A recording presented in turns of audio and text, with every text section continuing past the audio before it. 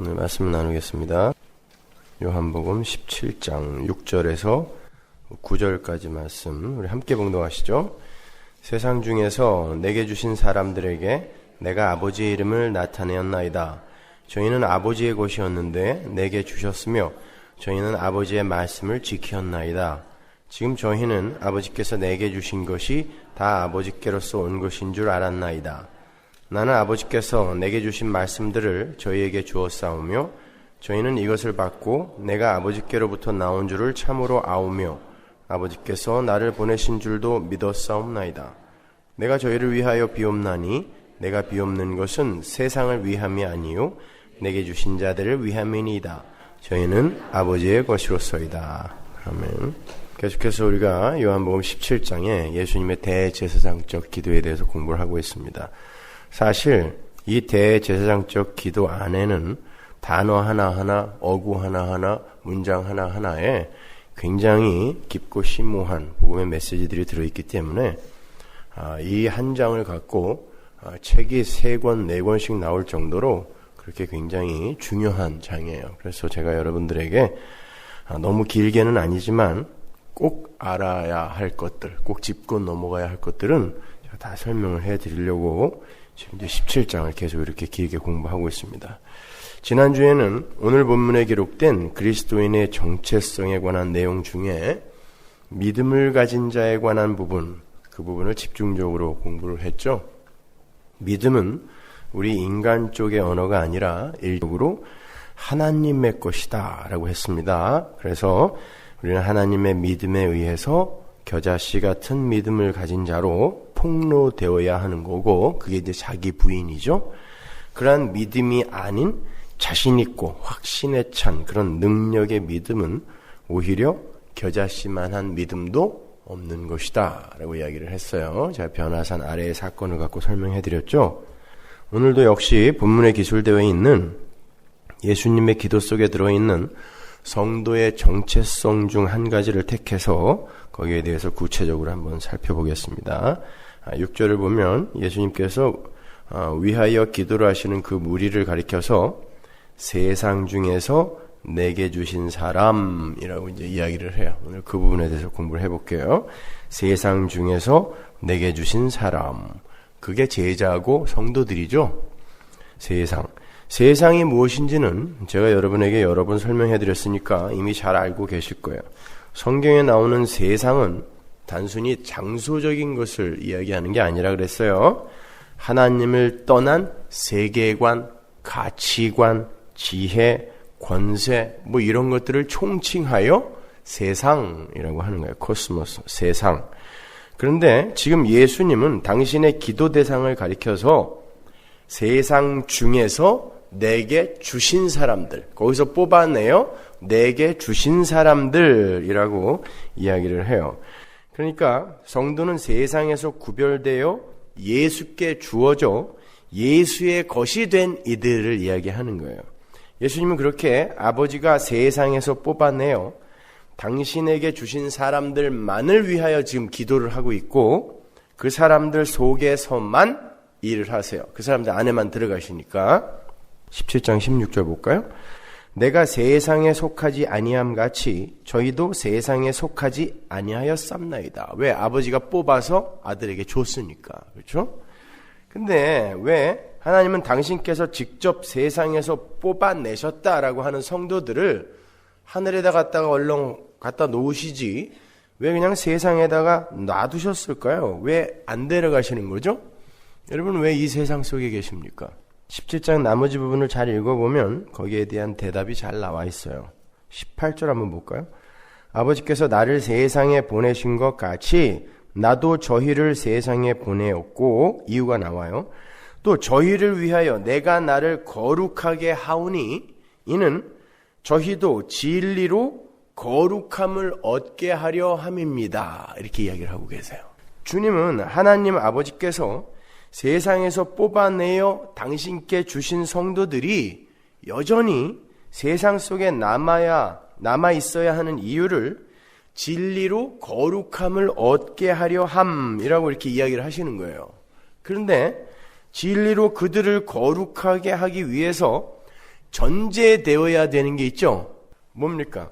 저희를 위하여 내가 나를 먼저 거룩하게 하오니가 전제로 들어가 있잖아요. 무슨 말일까요? 내가 나를 거룩하게 한다. 내가 그래서 착하게 살았다? 내가 그래서 말을 잘 들었다? 이런 말일까요? 내가 나를 거룩하게 하오니. 예수님이 당신 자신을 거룩하게 하셨다는 말은, 거룩이라는 말은 구별이라 그랬죠. separate. 구별. 예수님께서 당신 자신을 거룩하게 했다는 말은 예수님께서 하나님의 어린 양으로 구별이 되어서 하나님께 드려지는 그 십자가 사건을 이야기하는 거예요. 그게 내가 나를 구별하여 거룩하게 했다라는 뜻이에요. 그러니까 쉽게 말하면 예수님께서 자신을 제물로 구별하여 하나님께 드리는 이유, 내가 나를 거룩하게 하는 이유는 당신의 제자들을 거룩하게 하기 위해서라는 말이죠. 그러면 예수님께서 당신 자신을 거룩하게 하심으로 제자들이 세상에 남아 거룩하게 된다는 말은 무슨 말일까요? 자명해졌어요, 이제. 그렇죠? 예수님이 먼저 거룩하게 되시고 그 일로 제자들이 세상 속에서 거룩하게 되어야 한다는 것은 예수님이 자신을 거룩하게 한 게 십자가 지고 죽은 거였으니까, 제물이 되어서 죽은 거였으니까 제자들도 십자가 지워서 죽이려고란 뜻이에요. 그게 여러분이 이 세상에 남아있는 이유입니다. 공동번역으로 보면 아주 번역이 잘 돼 있는데요. 17절 한번 보세요. 이 사람들이 진리를 위하여 몸을 바치는 사람들이 되게 하여 주십시오. 아버지의 말씀이 곧 진리입니다. 아버지께서 나를 세상에 보내신 것 같이 나도 이 사람들을 세상에 보냈습니다. 왜? 내가 이 사람들을 위하여 이 몸을 아버지께 바치는 것은 이 사람들도 참으로 아버지께 자기 몸을 바치게 하려는 것입니다. 좀 더 명확하죠? 이 헬라어 원문을 이 공동번역이 제가 여러 번역본을 봤는데 제일 잘 번역해 놓은 것 같아요. 예수님은 우리 성도들을 거룩하게 만들기 위해서, 즉 당신처럼 죽기까지 충성하여 십자가를 지는 자로 만드시기 위해서 하나님의 제물로 당신을 구별했다라는 거예요. 따라서 우리 성도가 이 세상 속에서 남아서 해야 할 일은 예수님처럼 거룩한 제물로 하나님께 드려지는 자로 성숙되어지기 위해 남아있는 거예요, 지금. 그러니까 로마서 12장 1절을 표준세 번역으로 한번 보세요. 바울이 교회에게 뭘 요구하고 있는지 보세요.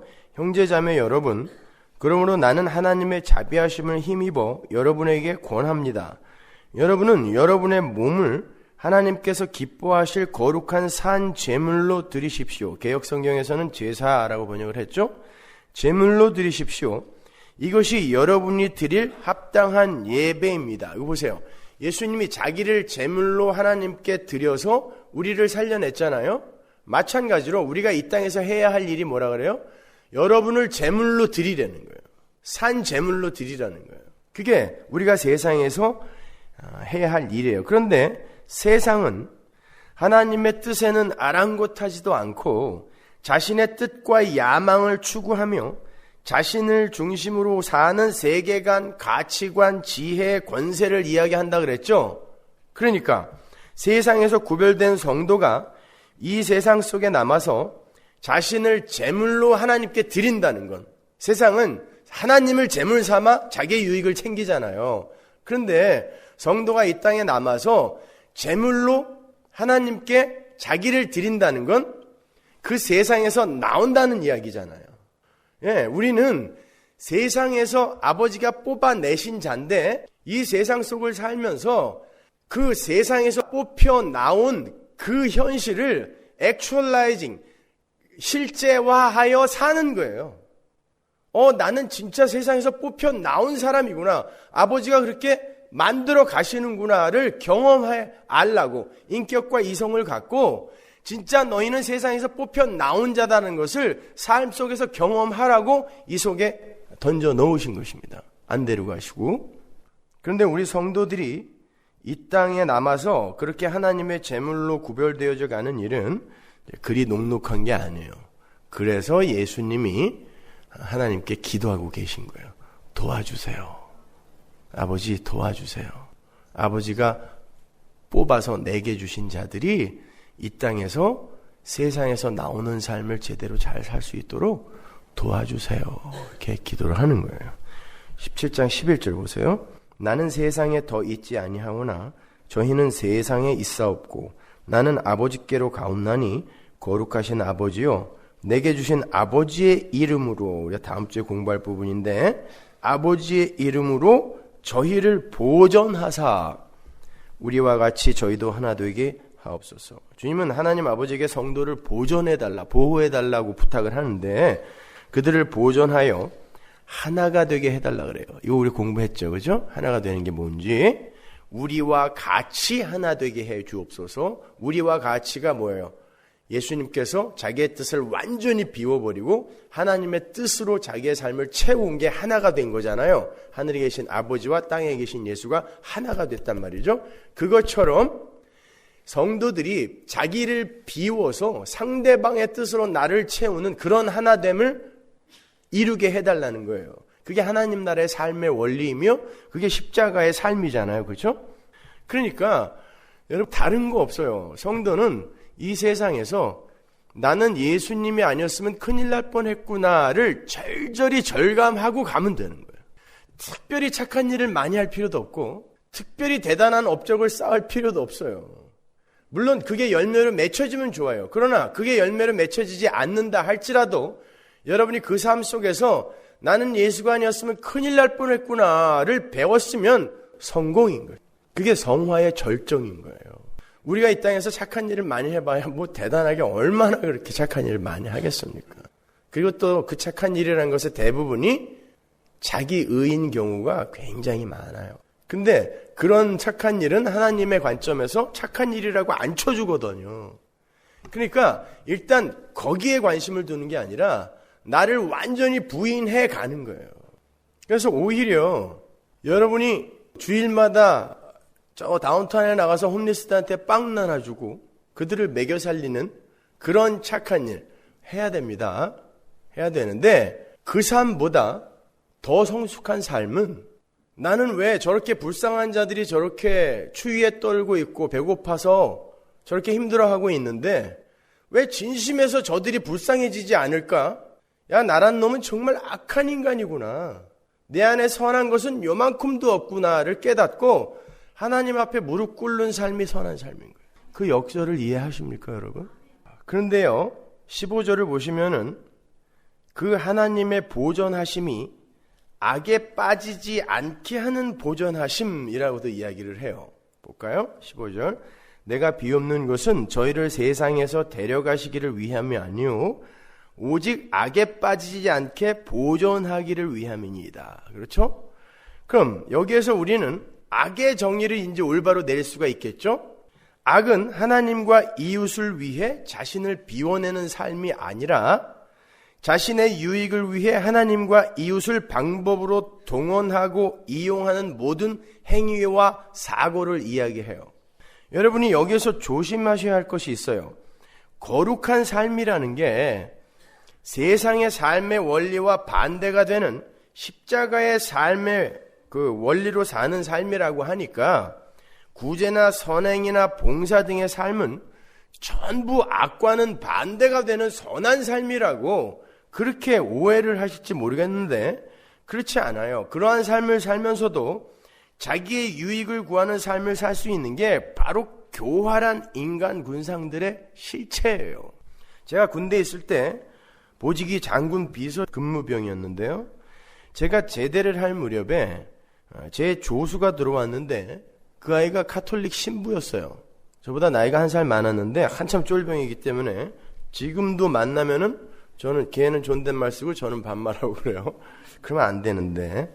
근데 원래 의대를 다니다가 졸업을 하자마자 카톨릭 대학에 들어가서 신부 수업을 하던 그런 친구였어요.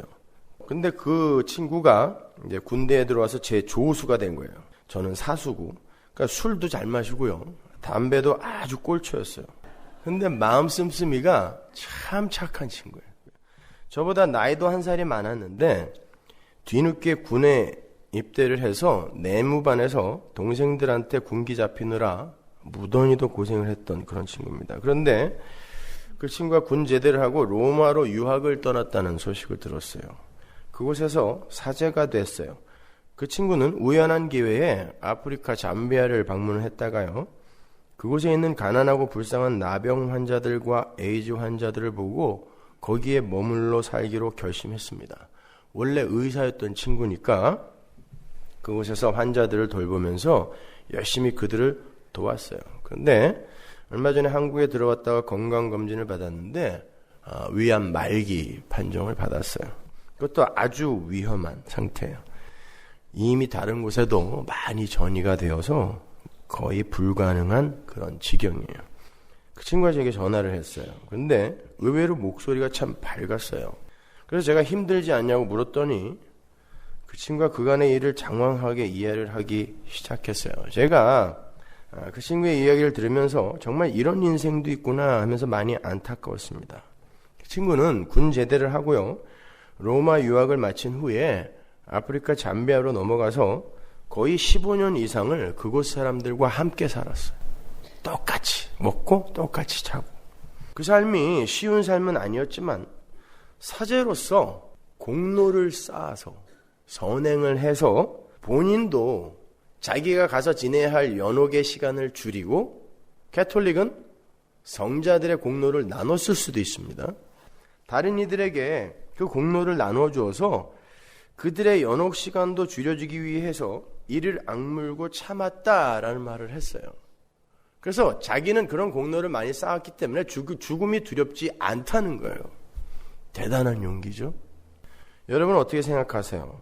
그의 15년은요, 겉으로 보기에는 아주 착하고 훌륭한 삶이죠. 세상적인 관점으로 봤을 때 아주 착하고 훌륭한 삶이에요. 범인들은 감히 생각할 수 없는 그런 삶이잖아요. 그가 가장 존경하는 인물이 슈바이처입니다. 그는 슈바이처를 본받아서 정말 슈바이처와 같은 삶을 살아낸 거예요. 그런데 그러한 착한 삶을 산 목적이 자기의 연옥 생활을 모면하기 위함이었다는 건 결국 자신의 목적과 유익을 위한 착한 삶을 살았다는 것입니다. 자기가 자기의 구원에 뭔가 기여를 하고 싶었다는 것입니다. 그래서 하기 싫은데 억지로 한 거예요.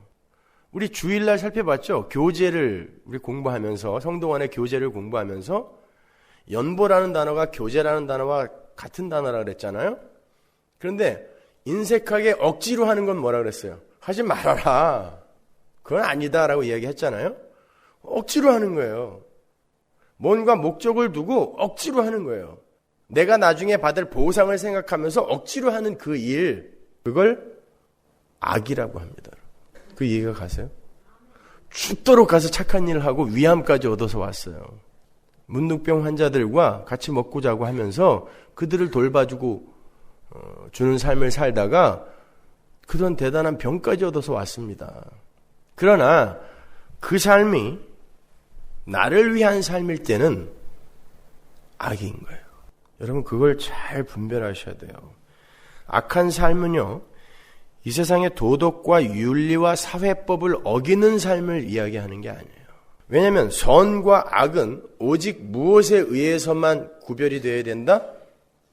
진리. 선과 악은 오직 진리에 의해서만 판단이 되어져야 돼요. 이 세상 그 어떤 것도 선악을 판단할 수 있는 게 없어요. 그런데 어떻게 도덕과 윤리와 사회법이 마치 진리인 양 그걸 기준으로 하여 요걸 지킨 사람은 착한 사람, 요걸 안 지킨 사람은 악한 사람 이렇게 판단할 수 있단 말입니까? 그건 잘못된 거예요, 여러분. 진리는 오직 예수 한 분이에요. 도덕, 윤리, 사회법은 인간들이 자기들을 하나님 앞에 좀 떳떳하게 내보이기 위해 인간이 만든 것입니다. 물론 거기에는 하나님의 마음이 깃들어 있어요. 그러나 그것 자체가 진리가 아닙니다. 진리이신 예수님을 받아들이고 그 예수의 십자가만을 의지해서 난 나를 구원할 아무런 능력이 없으며 완전히 타락을 한 존재이기 때문에 오직 예수님의 은혜만을 간절하게 바랍니다 라는 그런 고백하에 나오는 모든 행위 선이에요. 그러나 나도 나의 구원과 나의 행복에 미력이나마 보탤 수 있는 힘이 있다라는 생각에서 전적인 예수의 십자가 은혜만을 의지하지 않는 이가 행하는 모든 삶이 다 악인 것입니다. 왜냐하면 진리는 예수니까. 그래서 하나님의 말을 듣고 거짓말을 한 사무엘이 선하다 인정을 받은 거고, 또 하나님의 계획에 따라서 자신의 체면을 전부 내려놓고 시아버지를 유혹해서 잠자리를 한 다말이 의롭다 평가를 받은 거예요. 그게 도덕적으로 윤리적으로 의롭습니까? 그게 선한 일입니까? 근데 성경은 다말이 의롭다고 그래요. 하나님의 계획에 맞춰서 나라를 팔아먹고 조국을 배신한 라합이, 창녀 라합이 믿음의 조상의 자리에 떡하니 올라가 있습니다. 하나님의 말을 듣고 가나안에 들어가서 어린애까지 전부 도륙하여 죽여버린 이스라엘이 칭찬을 받습니다. 그게 도덕과 윤리와 사회법상 어떻게 착하고 선한 거예요. 근데 그걸 선의라고 이야기한단 말입니다. 그러니까 진리는 예수로만 판단이 되어야 되는 거예요.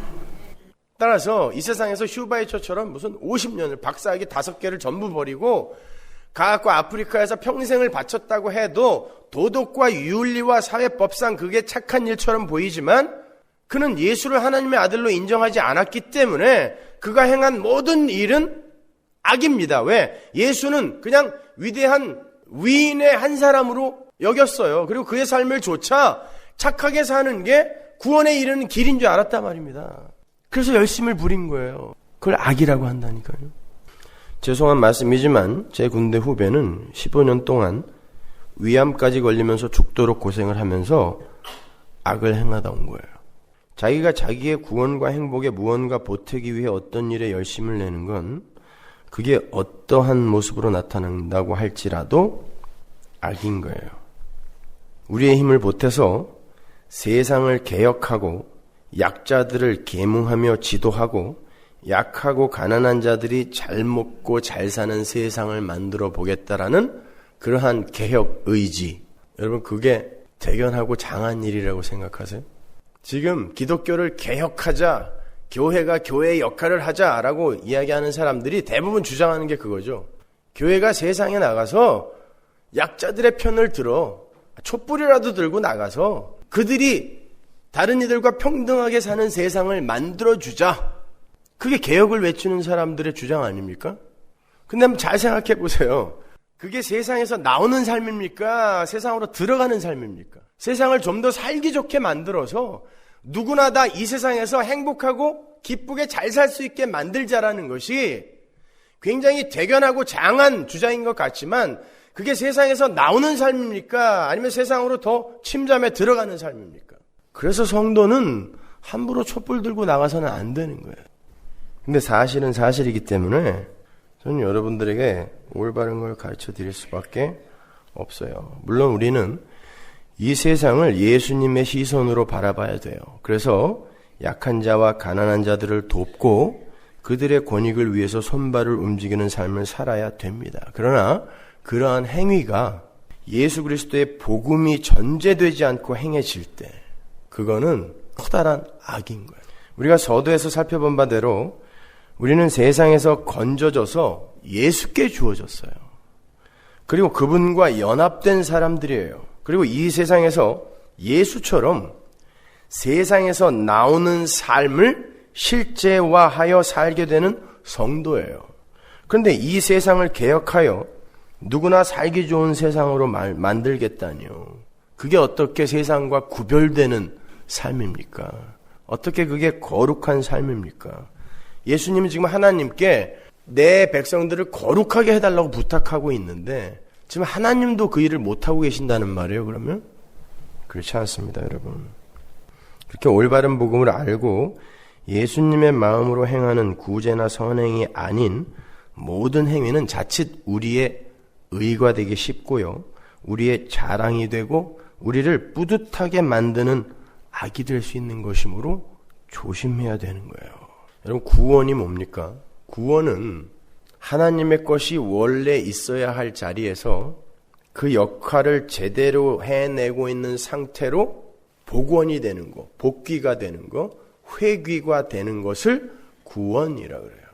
그래서 성경은 예수님을 구원의 첫 열매라 그러는 거예요. 구원은 죄를 지은 상태에서 죄를 용서받고 자유하게 되는 것만을 지칭하지 않아요. 그렇다면 죄 없는 예수님이 구원을 받는다는 게 말이 안 되잖아요. 무슨 죄를 졌다고 예수님이 구원을 받아야 됩니까? 근데 예수님은 구원의 첫 열매예요. 예수님은 성육신 하셔서 죄 아래 오셨죠. 그분은 원래 하나님입니다. 창조주예요. 거긴 원래 예수님의 자리가 아니죠. 인간의 자리는. 예수님은 십자가를 통과하신 후에 당신의 영광을 회복하셨잖아요. 승천하셔서. 그걸 구원이라고 하는 거예요. 원래 있어야 할 분이 있어야 할 자리에 가서 자신의 역할을 해내는 것. 그걸 구원이에요.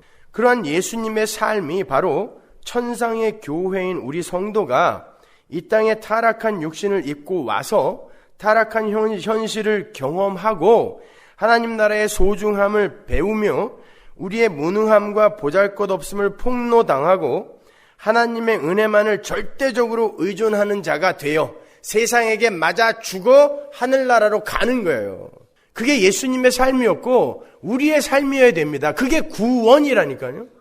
따라서 성도는 그 예수님의 삶을 그대로 조차 살게 되어 있어요. 세상에서 구별되어 그분에게 연합되어 있고 그분이 내 안에 좀 들어와 계세요. 그래서 예수가 내 삶을 살고 있단 말입니다. 그래서 예수가 이 땅에서 산 그 삶이 모양은 조금 다를지 몰라도 정확하게 우리의 삶에서 나타나게 되어 있어요. 성도는 반드시 자기를 완전히 부인하고 십자가를 지셨던 예수님처럼 하나님 절대 의존자로의 완성의 삶을 통과해야만 합니다. 예수의 삶이 우리의 삶이니까요. 그런데 이 세상에서 자기의 소원과 자기의 비전을 세우고 그것을 얻어냄으로써 세상의 칭찬과 박수를 받아서 행복에 이르겠다라고 하는 그런 시도가 가당키나 합니까? 근데 오늘날의 기독교는 전부 그거잖아요. 그리고 자신의 힘으로 하나님처럼 살겠다고 나선 타락한 나를 부인당하고 예수님의 은혜의 십자가 뒤로만 숨어야 하는 성도의 삶에 공로가 웬 말이며 업적이 웬 말입니까? 하나님, 저는 하나님이 살려내지 않으면 절대로 살아날 수가 없습니다. 예수님이 그렇게 돌아가셨어요. 그래서 성경이 예수님을 하나님이 살리셨다라고 이야기를 하는 거예요. 우리는 하나님, 저는 하나님이 아니면 절대로 살아날 수 없어요. 존재할 수 없는 인간입니다. 하나님, 저를 도와주세요. 그 자리로 가야 되는 이들이 뭔 공로를 쌓아서 하나님께 짊어지고 가겠다는 거 아닙니까? 성화의 절정은 완전한 자기 부인이라니까요. 근데 완전한 자기 부인이 되어 빈털털이 빈 그릇이 되어서 가야 하는 네가 그 그릇을 자기 공로로 채워서 가겠다는 거 아닙니까? 그건 기독교가 아닌 것입니다, 여러분. 여러분, 예수님이, 구원의 첫 열매이신 예수님이 마지막으로 자기의 인생을 어떻게 요약하여 표현하고 가셨습니까?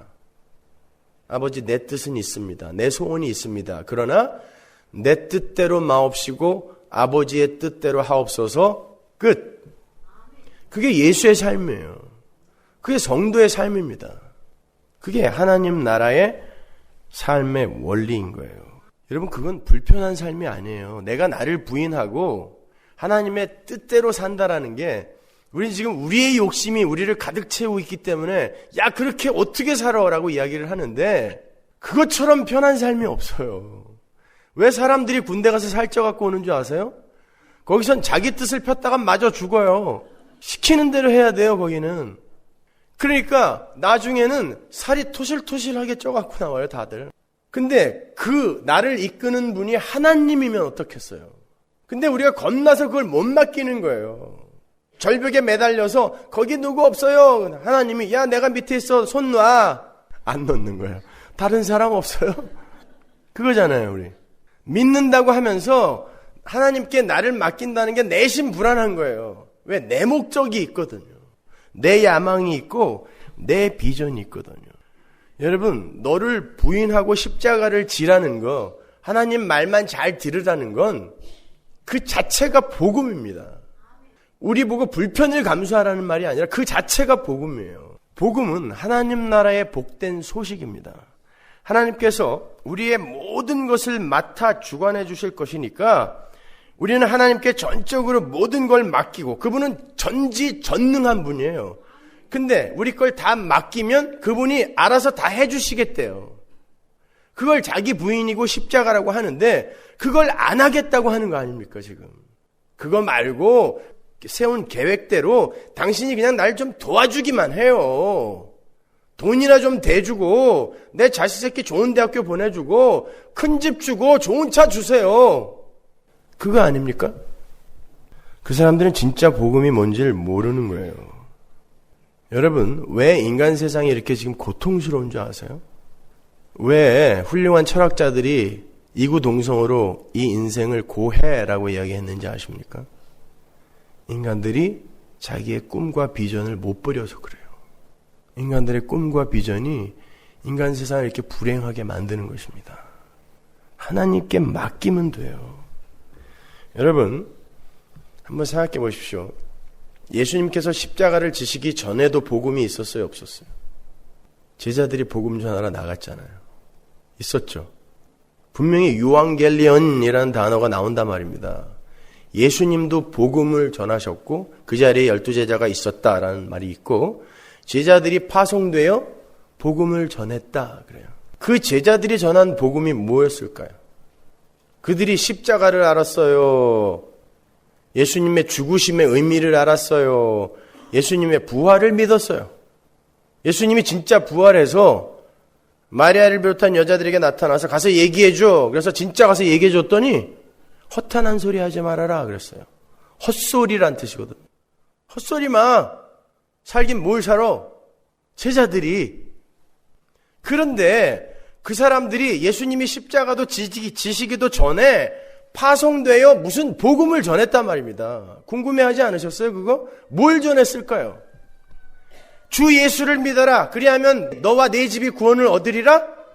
주 예수가 뭘 하러 왔는지도 몰랐는데 그런 복음을 전했을까요? 무슨 복음을 전했을까요 여러분? 예수님이 전한 복음을 그대로 따라서 전했겠죠. 예수님이 어떤 복음을 전했어요? 누가복음 9장 6절 보세요. 제자들이 나가 각 촌에 두루 행하여 처처에 복음을 전하며 병을 고치더라. 이 유앙겔리온은요 분명히 복음을 전했죠. 예수님이 어떤 복음을 전했는지 보세요. 마태복음 4장 16절. 이때부터 예수께서 비로소 전파하여 가라사대 회개하라 천국이 가까웠느니라 하시더라. 십자가 지시기 전 예수님이 전하신 복음은 주 예수를 믿어라 그리하면 너와 내 집이 구원을 얻으리라가 아니라 회개하라 였어요. 회개하라. 천국이 왔다. 가까이 왔다는 왔다란 뜻이거든요. 회개하라. 천국이 여기 있다. 그런데 예수님이 제자들을 파송할 때 어디로 파송했습니까? 유대인들에게 파송했어요. 예수님의 공생애에 그 지역이 어디로 한정되어 있었죠? 특별한 경우가 아닌 경우에는 항상 유대주의가 팽배한 유대인들이 거하는 곳이었어요. 무슨 의미가 있을까요? 그게? 마태복음 10장 보세요. 5절. 예수께서 이 12를 내어보내시며 명하여 가라사대 이방인의 길로도 가지 말고 사마리아인의 고을에도 들어가지 말고 차라리 이스라엘 집에 잃어버린 양에게로 가라. 가면서 전파하여 말하되 천국이 가까웠다고. 분명히 예수님이 승천하시면서는 예루살렘과 온 유대와 사마리아 땅 끝까지 가라 그랬잖아요.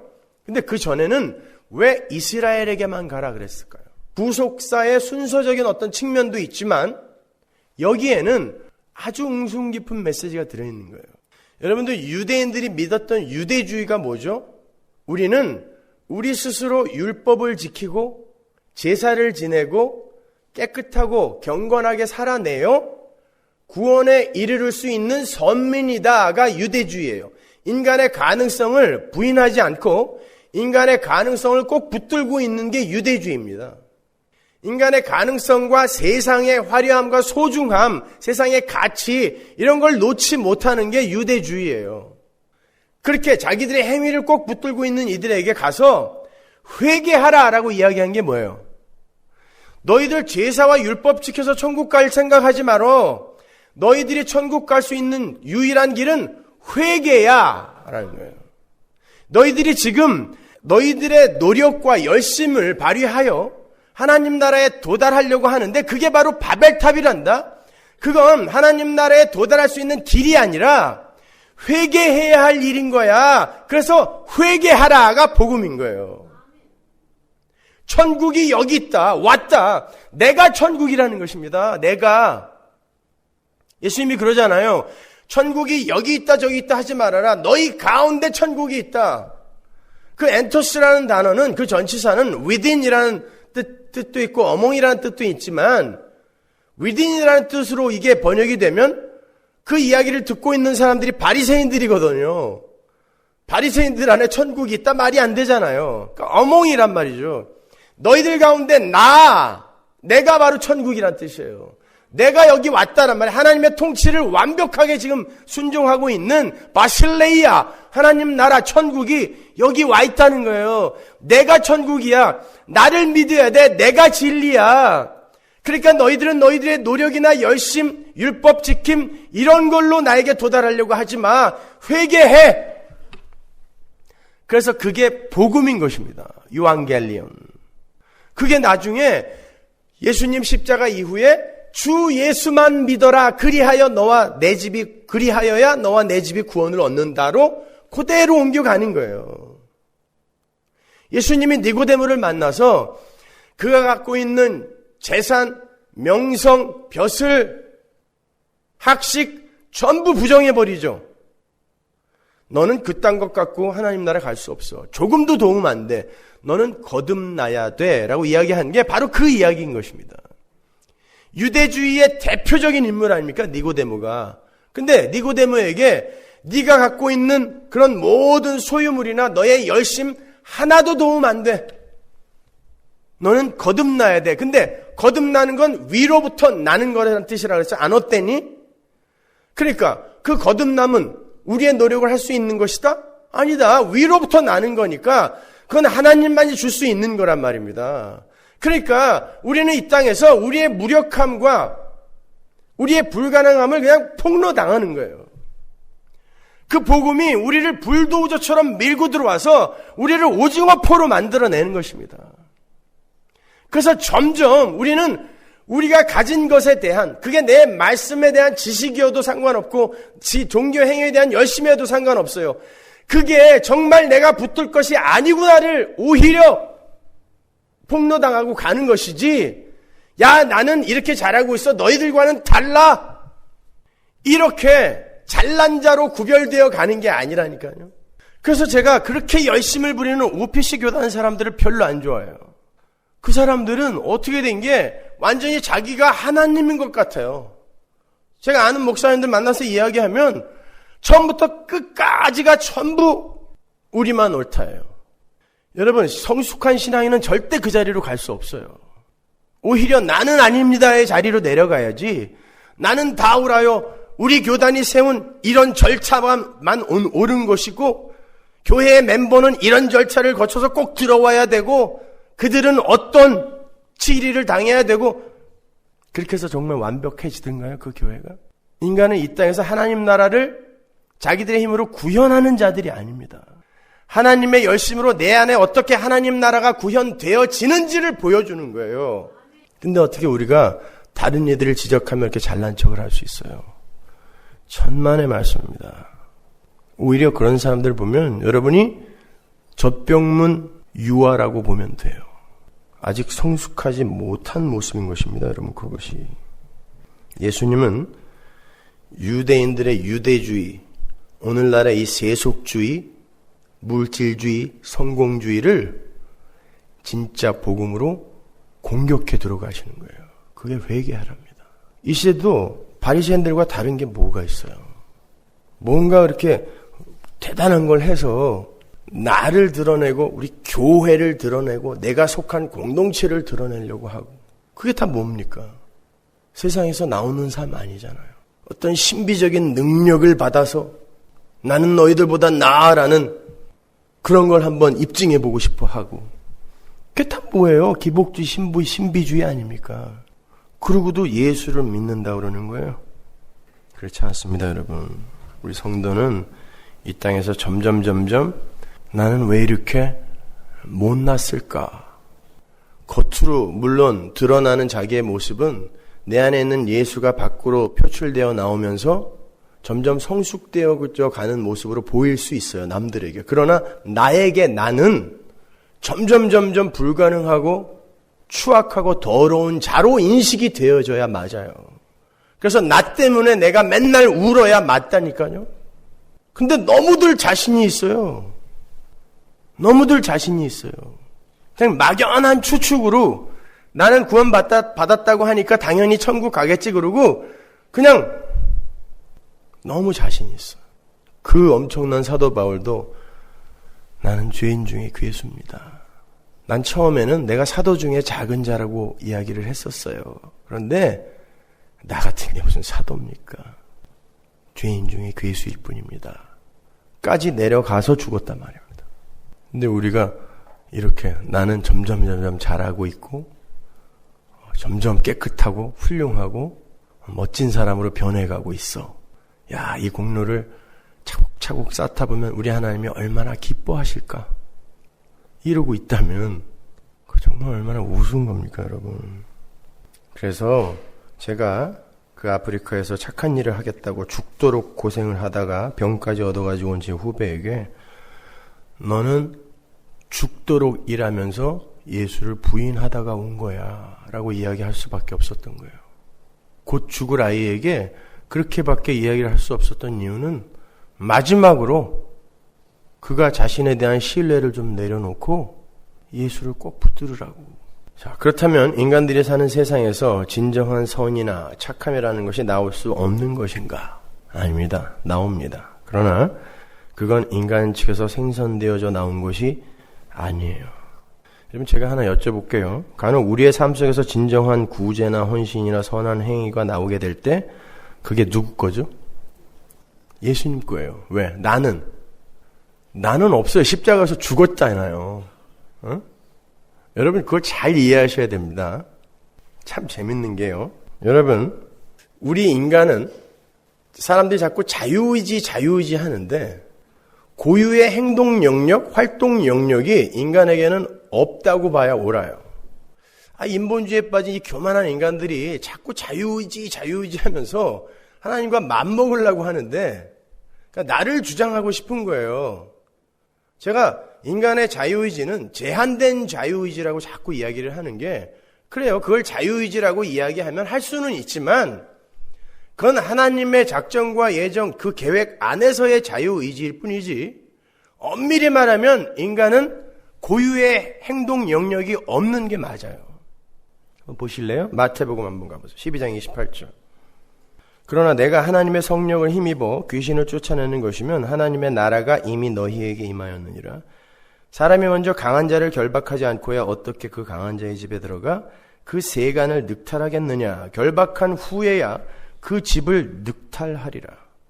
지금 이 이야기를 쉽게 풀어서 다시 정리하면 이래요. 지금 악한 이 세상의 주인은 마귀다. 인간은 그 마귀의 집에 놓인 세간에 불과하다. 가구라는 거예요, 인간은요. 마귀의 세간을 빼앗아 오기 위해서는 집주인인 마귀를 누군가가 결박해야 된다. 근데 마귀를 결박하려면 마귀보다 힘이 강한 자라야 되는데 그게 바로 성령이다 라고 이야기를 하는 거예요. 그러므로 지금 내가 귀신 잡힌 자를 치료할 수 있다는 것은 마귀보다 힘이 센 성령을 힘입어 하는 것이며 그렇다면 하나님의 나라가 이미 너희에게 임한 것이다. 이런 뜻이거든요. 이 이야기 속에서 우리가 확실하게 짚고 넘어가야 할 것이 하나님은 마귀보다 강한 분이라는 거죠. 하나님은 언제든지 마귀를 결박하고 그 세간을 늑탈하실 수 있는 분이에요. 예전엔 못했는데 어느 순간 갑자기 무공을 쌓아서 그 마귀를 제압할 수 있는 힘을 길러 그를 그 시점부터 결박할 수 있었던 게 아니라 하나님은 창조주이며 마귀는 피조물이에요. 피조물은 창조주가 후 불면 사라져야 되는 게 피조물입니다. 그러니까 하나님은 언제든지 마귀를 결박하고 그 세간을 늑탈할 수 있어요. 그런데 마귀가 세상의 주인이다 그래요. 그러면 그 마귀의 세상 주인 노릇을 누가 허락했겠냐고요. 그를 언제든지 결박할 수 있는 강한 분 하나님이 허락하신 것입니다. 잠시 어떤 목적을 위해서. 그렇잖아요. 그런데 인간은 어떤 존재냐면 그 마귀의 가구에 불과한 거란 말이에요. 그래서 그 소유주인 마귀가 여기다 옮기면 여기에 가 있어야 되고 저기다 옮기면 저기에 가 있어야 돼요. 장롱이 내가 있을 자리는 저기야라고 뛰어다니는 거 보셨어요? 의자가 나는 여기 있기 싫어요. 그리고 딴 데 가서 앉아있고 이게 가능합니까? 보세요. 그래서 여러분 귀신 들린 자의 개념을 제가 설명할 때 이 세상에 태어나는 모든 인간은 데몬 포제션, 귀신 들린 자라고 이야기를 했죠. 그게 뭐냐면 마귀의 소유권 아래로 하나님이 보내신단 말입니다. 어떤 걸 가르치기 위해서 마귀의 세간으로 보내신 다음에 그것보다 강한 전지전능한 하나님이 어떠한 사랑과 은혜로 그들을 택하여 하나님의 백성으로 완성시켰는지를 가르치기 위해 그러한 그림을 그려주는 것일 뿐인 거예요, 여러분. 우리는 마귀의 세간살이에요. 가구예요. 마귀의 가구. 자, 그런데요, 로마서에 가면은 바울이 참 뻔뻔스러운 이야기를 반복하여 이 얘기를 하는데 어떤 이야기인지 한번 보실래요? 로마서 7장 16절 보세요. 만일 내가 원치 아니하는 그것을 하면 내가 이로 율법에 선한 것을 시인하노니 이제는 이것을 행하는 자가 내가 아니요 내 속에 거하는 죄니라. 내 속 곧 내 육신에 선한 것이 거하지 아니하는 줄 아노니 원함은 내게 있으나 선을 행하는 것은 없노라. 내가 원하는 바 선은 하지 아니하고 도리어 원치 아니하는 바 악은 행하는도다. 만일 내가 원치 아니하는 그것을 하면 이를 행하는 자가 내가 아니요 내 속에 거하는 죄니라. 보세요. 2번이나 반복하여 자기가 죄를 짓는 건 자기가 하는 게 아니라 자기 속에 있는 죄가 짓는 거래요. 뻔뻔스럽지 않아요? 그럼 바울이 원치 않는 것과 대조하여 쓰고 있는 내가 원하는 것, 내가 하고 싶은 내가 원하는 것은 누가 하는 거예요? 내가 하는 거죠. 그렇죠? 내가 원하는 거니까 내가 원하는 것을 내 속에 있는 죄 때문에 내가 못 하는데 내가 만일 그걸 했다면 내가 한 거예요. 그거는요. 근데 바울의 나의 개념은 우리가 생각하는 것과 달라요. 갈라디아서 2장 20절 보세요. 내가 그리스도와 함께 십자가에 못 박혔나니 그런즉 이제는 내가 산 것이 아니요 오직 내 안에 그리스도께서 사신 것이라. 이제 내가 육체 가운데 사는 것은 나를 사랑하사 나를 위하여 자기 몸을 버리신 하나님의 아들을 믿는 믿음 안에서 사는 것이라. 바울이 나를 어떻게 정의하고 있어요? 내 안에 사는 예수. 그러면 내가 원하는 것을 했을 때 그건 내가 한 건데 그 나가 누구다? 예수. 그럼 내가 내 안에서 선한 것이 나왔을 때 그 내가 원한 것을 내가 했다면 그건 예수가 한 거란 말이에요. 그러면 그게 내 공로가 될 수 있어요? 없어요? 없습니다. 그래서 내가 심판대 앞에서 내가 한 일을 기억 못하는 거예요. 내가 언제 그런 일을 했죠? 예수님이 너 이런 일을 했잖아. 내가 언제 그런 일을 했죠? 예수가 했거든요. 그러면 그 사람 속에 있는 나는 어디 갔어요? 십자가에서 죽었다니까요. 그러니까 여러분이 나를 어디에서 주장할 수가 있어요? 죄인들은요, 마귀의 세간이 되어서 마귀의 소유물이 되어서 마귀와 함께 운명을 같이 해요. 마귀는 선한 일, 착한 일, 이런 것을 다 통틀어서, 세상적인 거에 물론, 통틀어서 그 소유물에게 악만 행하게 해요. 하나님과 이웃의 영광이 아닌 자기의 영광만을 위해서 모든 걸 하게 하니까. 그리고는 마귀와 그 소유물은 함께 불못에 던져지는 거예요. 그런데 어떤 택한 자들의 삶 속에 하나님이 침범에 들어가셔서 그 안에 있는 마귀를 꽁꽁 묶고 그 세간을 꺼내냈어요. 그리고는 그에게 이 죄를 짓게 만드는 그 죄를 쫓아내버렸단 말입니다. 그래갖고 얘는 이제 마귀의 소유가 아니라 예수의 소유가 됐어요. 그를 꽁꽁 묶어버리고 늑탈해버린 예수의 소유가 됐어요. 그래서 여기서는 예수의 삶이 나와요. 그런데 얘의 육신에 죄가, 마귀적 그 삶이, 세상이 오염, 마쿨라라는 형태로 여전히 잔존하고 있어요. 그때 얘의 삶 속에서 나오는 죄는 바로 그 오염의 일이지 이 사람의 일이 아니라는 거예요. 왜요? 이 사람은 죽었다니까요. 제 이야기 아니에요. 로마서 6장으로 가보세요. 그의 죽으심은 죄에 대하여 단번에 죽으심이요 그의 살으심은 하나님께 대하여 살으심이니 이와 같이 너희도 너희 자신을 죄에 대하여는 죽은 자요 그리스도 예수 안에서 하나님을 대하여는 산 자로 여길지어다. 우리는 죄에 대해서 죽었어요. 그리고 죄가 우리에 대해서 죽은 거예요. 그게 우리가 세상에 대하여 죽고 세상이 우리에 대하여 죽었다는 거예요. 죽은 건 서로 소유권을 주장할 수가 없어요. 죽은 걸 마귀가 계속 소유할 바보가 아닙니다. 우리는 죽었어요, 거기에서. 그래서 마귀와의 관계가 끊어졌어요. 늑탈당한 거예요, 마귀가. 세간살이를. 그래서 마귀와 우리가 한 운명으로 뭉쳐 있다가 떨어진 거예요. 그 떨어진 우리 안에 예수가 연합해 들어와 예수의 삶으로 우리를 이제 승천까지 올려놓으시는 것입니다. 그 전체가 은혜인 거예요. 그런데 거기에 우리가 무슨 연옥에서의 시간을 줄이기 위해 착한 일을 많이 한다, 선한 일을 많이 한다, 헌금을 많이 한다, 그런 이야기를 어디다 갖다가 붙여요. 그건 구원이 뭔지조차 모르는 일이죠. 모르는 얘기예요, 그거는요.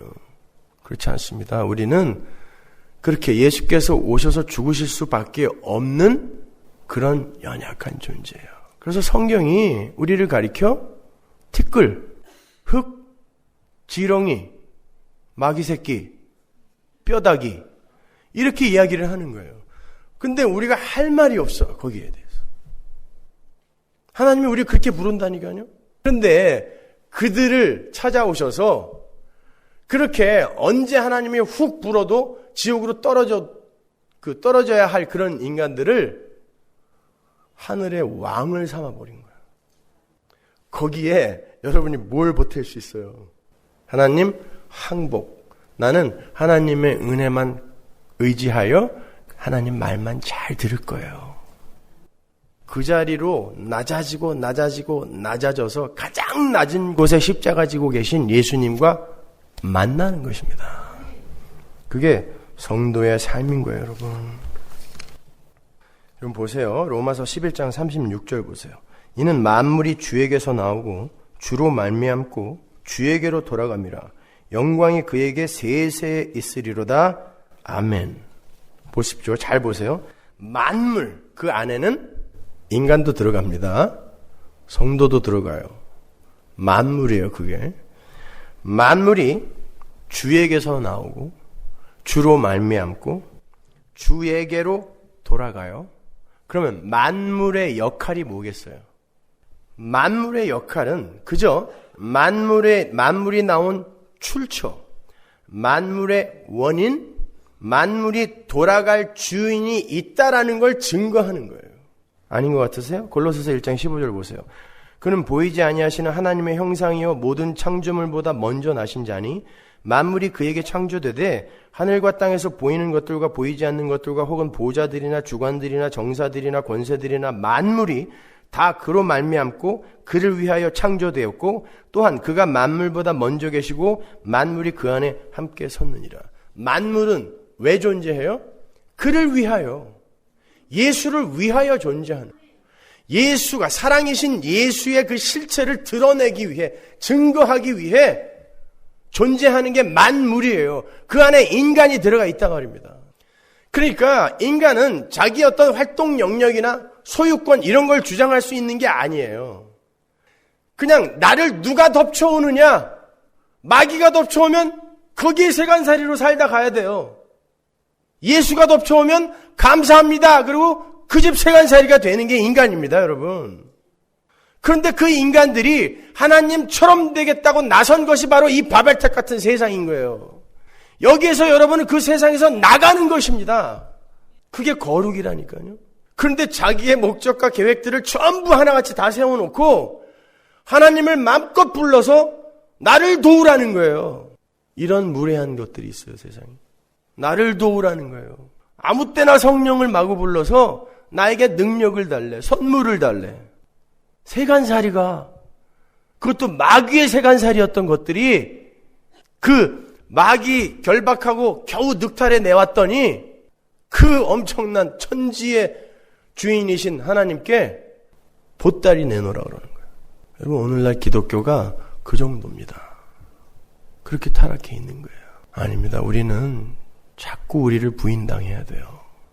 그리고 낮은 자리로 계속 내려가서 결국 내 안에 사시는 예수가 부인된 내 안에서 마음껏 사시게, 그게 연합이거든요. 그 자리로 내려가는 거예요. 그래서 때로는 제가 여러분에게 여러분 삶 속에서 너무 경건하고 너무 착한 삶이 안 나온다고 낙담하지 마시라고 이야기하는 거예요. 어떤 면에서 그게 잘 가는 것일 수도 있는 것입니다. 그래서 제가 가끔 그러죠. 예수 믿고 술, 담배 끊고, 야, 나는 의지가 강해서 예수 믿고 그런 것도 다 끊었어. 봐, 나는 이 정도야. 그러려면 차라리 술, 담배 먹고, 하나님, 저는 제 능력으로는 이까지 담배 하나 못 끊는 인간이군요. 하나님, 저 좀 도와주세요. 그 자리로 가라 그러는 거예요. 그래서 저는 우리 교회 직분자들이나 이런 교회 팀장이나 이런 분들이 너무 깔끔하고 너무 경건한 모습으로 이렇게 사는 걸 별로 원치 않아요. 그건 자칫 교회를 이렇게 허구, 그 신기루 같은 어떤 허구의 집단으로 만들어낼 수 있는 오해의 소지가 있기 때문에 여러분의 실체를 보여주세요.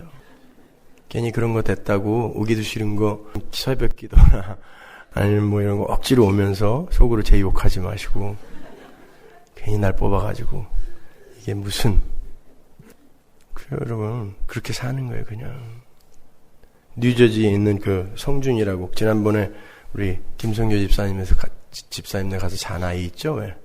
우리 그 뉴저지 인터넷 교인인데 너무 열심인 친구예요. 그러니까 휴가를 내고 가방을 덜렁 싸갖고 교회를 와버렸어요. 뉴저지에서.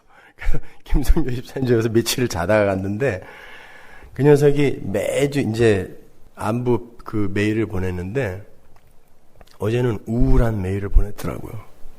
목사님, 제가 그렇게 열심히 했고 그렇게 최선을 다해서 신앙생활을 했는데 결혼을 앞두고 스트레스를 받아 술, 담배를 다시 하게 됐습니다. 저는 안 되나 봐요. 이렇게 썼더라고요. 저는 안 되나 봐요. 제가 답장을 썼어요. 그래서 넌 돼. 네가 계속해서 그렇게 승승장구했다면 너는 너를 너무 신뢰했을 거야. 너는 하나님의 은혜가 떠나면 단 한순간에 그렇게 무너질 수 있는 사람이라는 걸 배웠으면 되는 거야. 그럼 다시 또 해봐. 오히려 저는 그 아이가 그 일로 유아기적 신앙에서 조금 성숙한 단계로 자랄 수 있다라고 생각해요. 처음에는 다 할 수 있을 것 같아. 산에 올라가서 불 받고 내려오면 마누라도 갑자기 이뻐 보이고 교통법규도 막 잘 지키고 누가 뭐라고 욕해도 싱글벙글 웃어주면서 매일 아침 새벽 기도 오고 매일같이 성경 50장씩 읽고 그러잖아요. 그러다가 점점 지나면서 다시 원상태로 복귀가 되죠. 그때 첫사랑을 회복해야 되는데 그리로 가시면 안 돼요. 그 첫사랑이 가짜라니까요. 여러분의 본 모습이 드러날 때 그게 여러분의 실체인 거예요. 그리고 거기에서 이제 예수가 사는 내 삶을 경험하고 맛보면서 자라가는 거예요. 그렇다고 오늘 가서 또 끊었던 거 다시 다 처음부터 하지 마세요. 건강상 안 좋은 거니까 그런 건. 그래요, 여러분. 우리는 세상에서 그렇게 구별되어 나가는 삶을 사는 것이지, 그리고 하나님 앞에서 정말 하나님의 말만 들어야 하는 그런 존재임을 자꾸 올바로 인식하고 그렇게 경험하며 사는 것이지, 우리가 얼마나 대단한 존재인지를 하나님 앞에서조차 자랑하는 그런 삶 사는 거 아닙니다. 하나님이 폭로시키면 폭로 당하세요. 여러분 남편이, 여러분 아내가 너 그러고도 예수 믿는 사람이냐? 그러면 얘기해 주세요. 오늘 목사님 설교 못 들었냐? 그래서 나는 가능한 거야. 맞습니다, 여러분. 그걸 아는 사람은 절대 그런 교만한 자리로 갈 수 없어요. 기도하겠습니다.